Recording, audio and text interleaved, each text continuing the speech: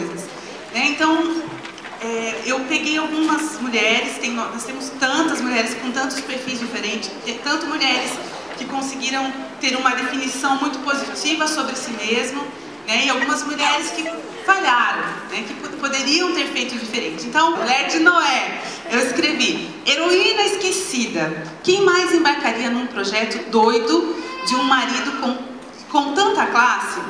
Se é difícil ter um hamster, o que dizer de um zoológico?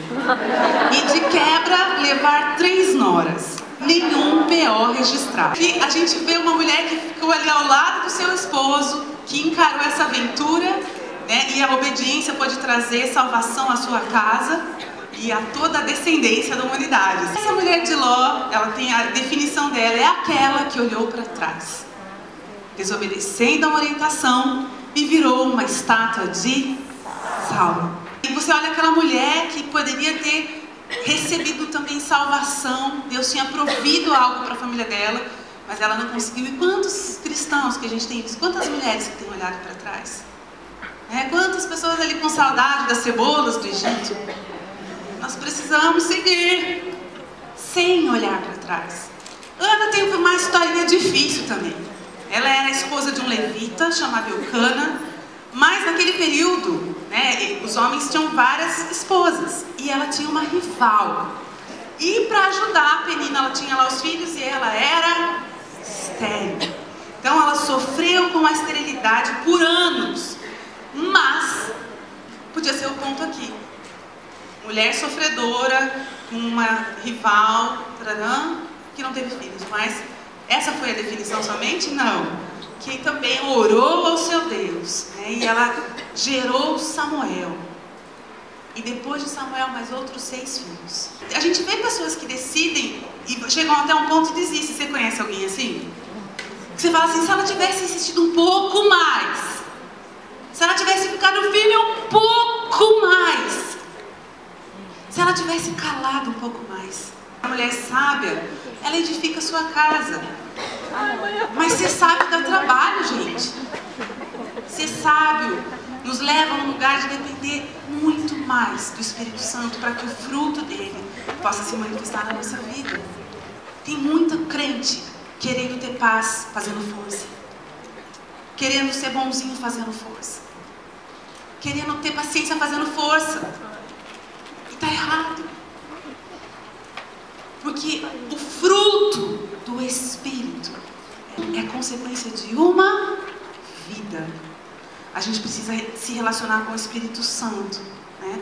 De forma que essas coisas fluam em nós. Uma das coisas que eu queria que você entendesse, que mesmo no momento de dificuldade, quando decidimos andar por fé em Deus, Ele sempre vai nos suprir. Na época que nós passamos aquela dificuldade financeira, eu lembro que teve um dia que eu tinha feito a última mamadeira para o meu filho. E eu olhei para o Marciano e falei: amor, é a última mamadeira. E eu ia receber dali 10 dias apenas. E na época eu casei num contexto que a minha mãe era contra o meu casamento. Eu não tinha para quem pedir. De repente ela bate na porta e fala: filha, eu não sei. Eu estava no estado e eu senti que eu tinha que trazer uma cesta básica. E eu lembro que quando a minha mãe deixou a cesta básica, né, eu e o Marciano, a gente se ajoelhou e falou: Deus, a gente decidiu andar por fé e crer. Independente se a gente tenha comida, independente se a gente chega em casa e a luz esteja cortada, o Senhor está conosco. E o Senhor vai nos suprir. Gente, não faltava nada. Então assim, Deus, Ele supriu, Ele não desampara. Quando nós decidimos andar por fé, Ele vai levantar pessoas para suprir as nossas dificuldades. Amém? Nós culpamos a Deus pelas nossas escolhas erradas. Pelas aquelas escolhas que nós fazemos sem ter a direção de Deus, pela escolha que nós fazemos por medo de não conseguir passar por aquela crise, por aquela dificuldade. Criamos atalhos. Pessoas que até hoje não acharam propósito na sua vida, porque nunca deixaram Deus dirigir e guiar a sua vida. Só que ela culpa Deus, porque as coisas não dão certo para ela. Muitas vezes pessoas totalmente indecisas e sem rumo vão por aquilo que os outros estão fazendo, não por aquilo que é para ela fazer, não por aquele caminho que é para ela seguir e dirigir. Por quê? Porque não buscam o conselho de Deus. Nós passamos por uma situação, eu e meu esposo, logo na nossa conversão. Nós tínhamos 3, 4 anos de conversão e nós estávamos num culto.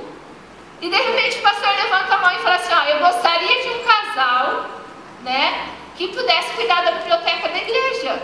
Ele levantou a mão. E de repente Marciano apertou a minha mão. A gente se falava de apertar a minha mão. Ele, vamos, você concorda comigo? Vamos cuidar da biblioteca da igreja? Eu concordo. E ele levanta a mão e fala, pastor, eu e a Adriana, nós queremos cuidar da biblioteca da igreja. Gente, a oportunidade estava para todo mundo ali. E através dessa biblioteca da igreja que nós cuidamos, pensa que era fácil? Porque assim, nós tivemos que catalogar todos os livros, nós tivemos que ler muitos livros, e através dessa biblioteca que nós cuidamos da igreja, Deus nos abençoou e abriu a porta para que nós tivéssemos as nossas livrarias evangélicas. Agora, se o pastor tivesse falado, é o seguinte, Deus me falou que quem cuidar da biblioteca da igreja, né, futuramente vai ter livraria evangélica. Todo mundo ergue a mão. Mas muitas vezes essas coisas, esses lugares que o Senhor quer que a gente sirva, é para nos testar. Existem pessoas que elas vivem a vida inteira correndo atrás do vento e não chegam a lugar nenhum.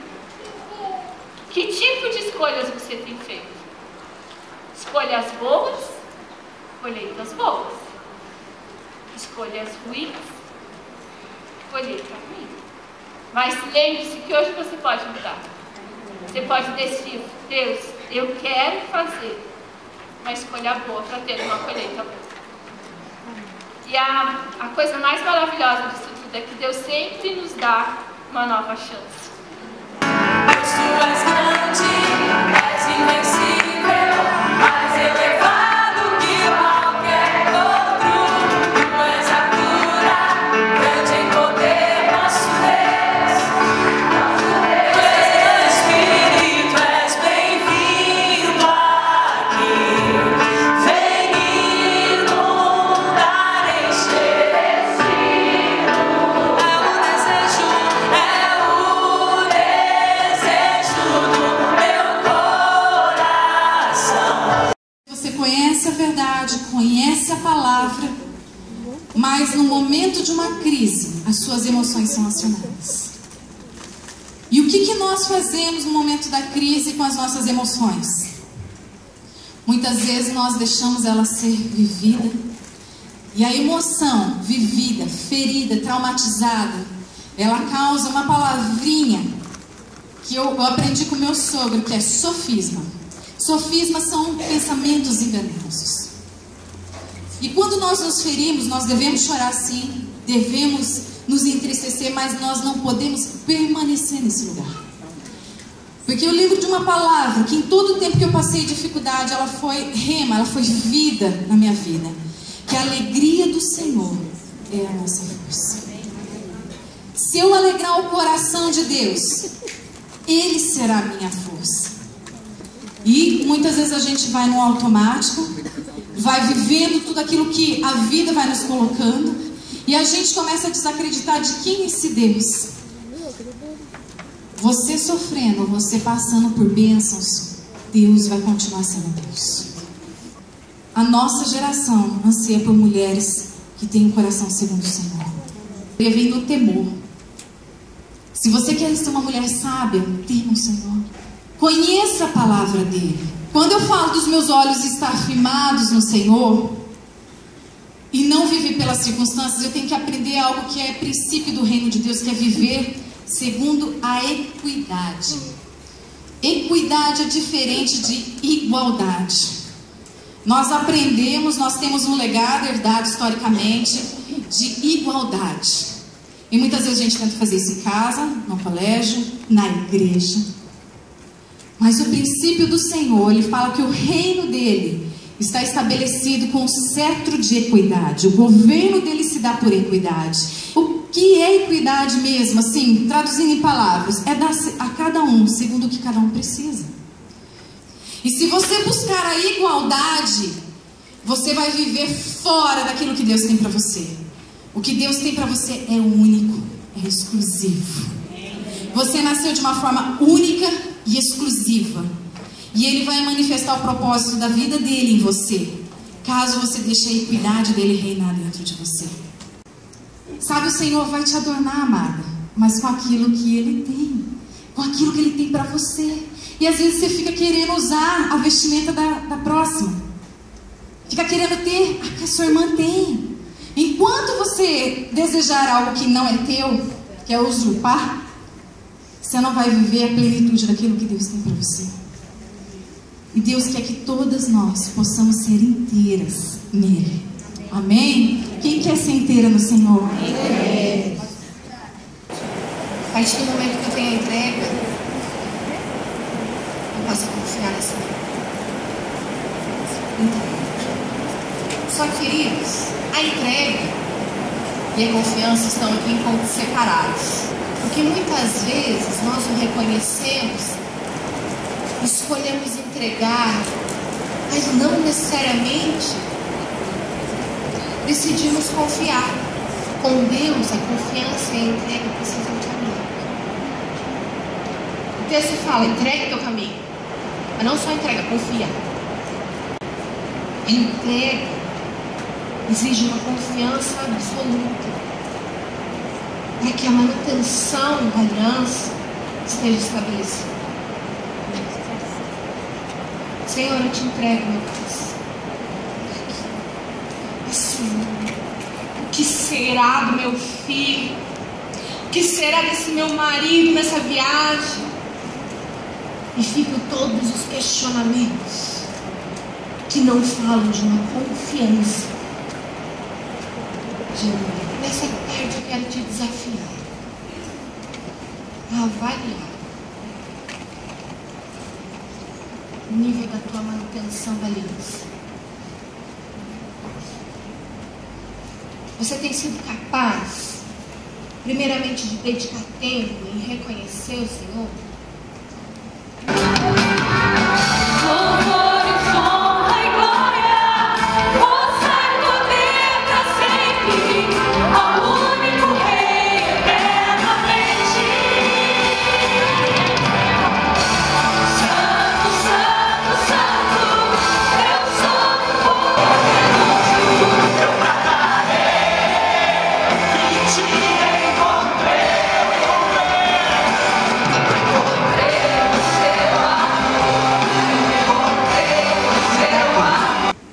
Segundo, Ele dá segundo a capacidade de cada um. Deus não dá asa à cobra, não, gente. Eu me lembro, no meu tempo na escola, eu cantava e os meus amigos me chamavam de a dona da voz. Falavam que eu tinha voz muito bonita, papapá, e eu comecei a me achar. A última bolacha do pacote, a última Coca-Cola do deserto. Eu tinha a alma toda emperebada, precisava desesperadamente da aprovação dos outros, aí descobri que cantava. E que todo mundo gostava da minha voz. Aí me achei. Queria ser famosa, queria ser cantora de música popular brasileira. E a grande briga minha com Deus era essa. Eu queria ser cantora e ele falou assim, não é para isso que eu te dei voz. Mas eu quero. Eu era tão tola que um dia eu falei com Deus, Deus, se não for para usar a voz do jeito que eu quero, então tira. Aí um dia eu falei assim, tinha uma pessoa, sabe, lá no grupo que eu cantava, no El Chamar, que os solos todos eram para ela. Não era para mim. Ô menininho insuportável. E eu conjecturando, falava, porque ela é filha do pastor, uma tal de Ana Paula Valadão. E a inveja fervia solta, né? Mas eu não falava que era inveja, era justiça. Por que os solos eram tudo pra ela? Vamos distribuir, gente! E aí, um dia o Robinho falou, Helena, aprende o solo, e Ana, aprende o solo. Claro. Aí, eu fui fazer o solo. Aí a Ana cantava. Quando ela cantava, a música era uma música dramática. Falava até, descrevia a crucificação de Jesus. Então, quando ela acabava, estava todo mundo chorando. O meu lugar tomou, minha dor sofreu, Ele se deu quando levou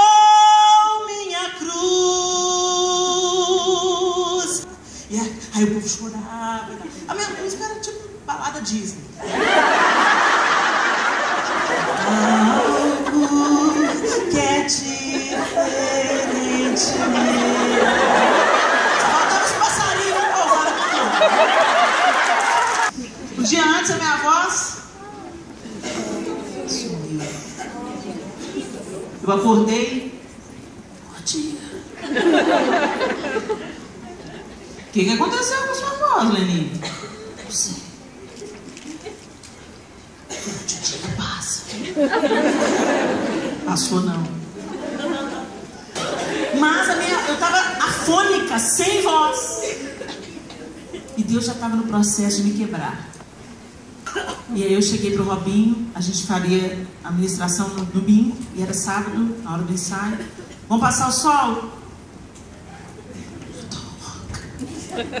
Você tá rouca, Helena? Fala aí, tenta cantar alguma coisa.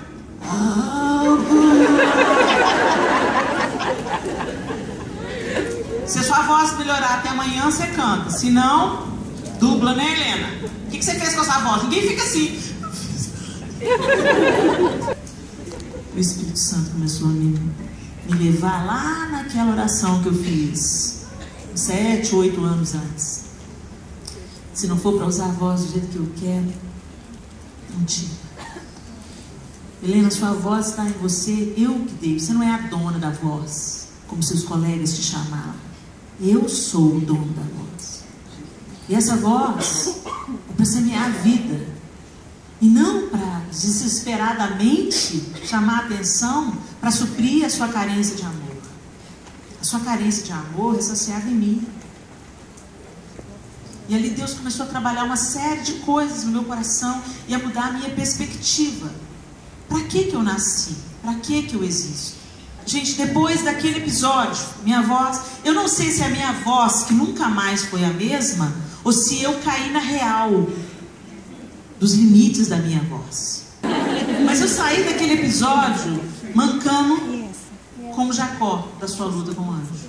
E eu entendi que os talentos que eu tinha, que Deus tinha colocado na minha mala, não era para eu desvirtuar e usar do jeito que eu quisesse, usar de uma maneira irresponsável, mas era para produzir mais para o meu Senhor. Então Deus não dá asa cobra não, gente. Deus deixa a gente saber dos nossos limites para manter a gente sob controle. E a palavra de Deus diz assim, olha, que o coração do homem é provado pelos elogios que recebe. Tem elogio que vem para mim e eu sei que é aquele elogio que é para não me deixar parar. Sabe aquela palavra de encorajamento que vem na hora que você está querendo chutar o balde? Você quer saber de uma coisa? Eu vou ficar dentro de casa cuidando dos meus meninos. Vou viajar, não vou escrever, não vou postar nada, vou sumir e desaparecer. Aí vem uma pessoa, entrega uma palavra, aquela palavra vem para dar aquela revigorada. Deixa de preguiça, deixa de moleza, você vai ter que prestar conta para Deus de tudo que você fez. Agora tem aquele elogio, gente, que é você vê um cão atrás da pessoa. Não é a pessoa está distraída, viajando na maionese, as meninas estão aqui. Nas pontas duplas do cabelo.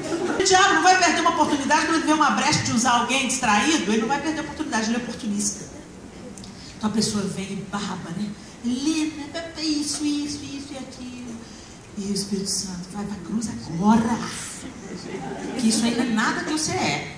Você não sabe, né? Porque lá na época que eu cantava no colégio, todo mundo vinha falando isso e aquilo. E eu, ai, eu sou demais mesmo, eu sou demais, eu sou a tal. Mas eu aprendi que o que nós recebemos do Senhor não é para nós, é só emprestado. Bom, Deus dá talentos a todos. E às vezes você está falando, então não descobriu o meu ainda não. Alguém ficou com o meu aí. Mentira. Deus dá a todos. Nem sempre a gente recebe. Nem sempre a gente aceita. A gente se submete. Porque a gente fica vigiando do outro. É importantíssimo que você descubra para o que você serve. Quais são os talentos que Deus te confiou. Sabe por quê? Porque isso vai apontar o seu destino. Onde Deus quer e o que Ele espera de você. Então a gente fica batendo cabeça porque a gente não descobriu para que a gente serve. Mas Helena, ele mandou eu cantar. Ele mandou, tenho certeza. Sou líder de louvor. Mas você não tem voz. Você quer cantar, mas ninguém quer te ouvir, velho. E isso não te faz pior ou menor do que ninguém. Só te coloca no lugar errado. E quando a gente está no lugar errado, a gente cria muito problema. E a gente canta: ouve, Senhor, as palavras de afronta. O menino do som tá me perseguindo. O menino do som tá me perseguindo. Lá abaixo do microfone. O outro é importante nessa identificação de para que você serve. Quando você lidera louvor, a congregação adora. Você leva o povo junto com você para a sala do trono de Deus. Quando você cozinha, as pessoas se demoram à mesa? Sim. Ou saem correndo, desesperadas? Se mais de 3 pessoas, em momentos diferentes da sua vida, te falaram a mesma coisa, para ouvir, pelo amor de Deus. Porque o diabo pode levantar os filhos do inferno mesmo para querer te parar, entendeu? Mas você tem que discernir um filho do inferno, 2 filhos do inferno, 3 filhos do inferno. Deus dá talentos a todos, Deus dá segundo a nossa capacidade, Deus deseja que os talentos sejam multiplicados, é para isso que Ele dá, para produzir vida na vida do outro, na vida do próximo. Não é pra gente se gabar, se vai descer, empinar o nariz e achar que é a última Coca-Cola do deserto, porque nós vamos tudo feder do mesmo jeito debaixo da terra, se Jesus não voltar. Isso. O Senhor quer que os talentos sejam multiplicados e não que você os use para simplesmente se dar bem. Porque quando a gente só se dá bem, a gente acaba frustrado. Não, por quê? Porque a gente se distanciou do nosso propósito.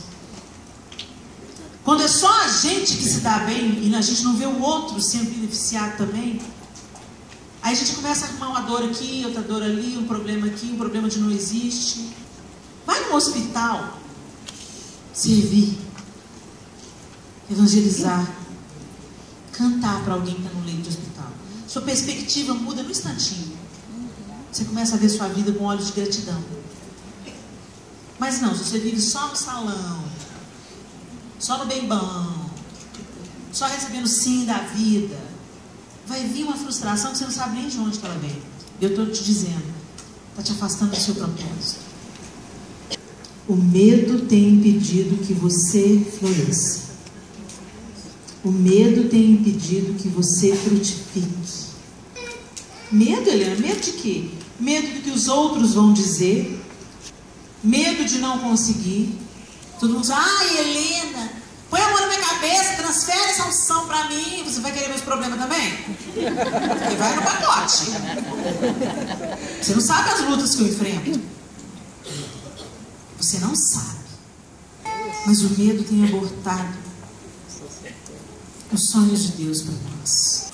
Às vezes você olha para você e fala assim: mas Deus tem senso de humor, né? Eu vou pregar? Eu vou falar? Quantas vezes a intimidação de Satanás veio no meu coração?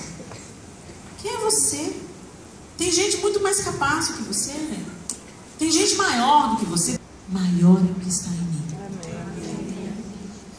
Eu sou isso tudo mesmo, Satanás. Eu sou incapaz, eu sou pequena, eu sou limitada. Mas o meu Deus é grande, ilimitado e poderoso. E se Ele me escolheu para essa obra, Ele vai me ajudar e me ensinar e me guiar cada dia. Eu vou. Qual é o seu talento? Ou os seus talentos?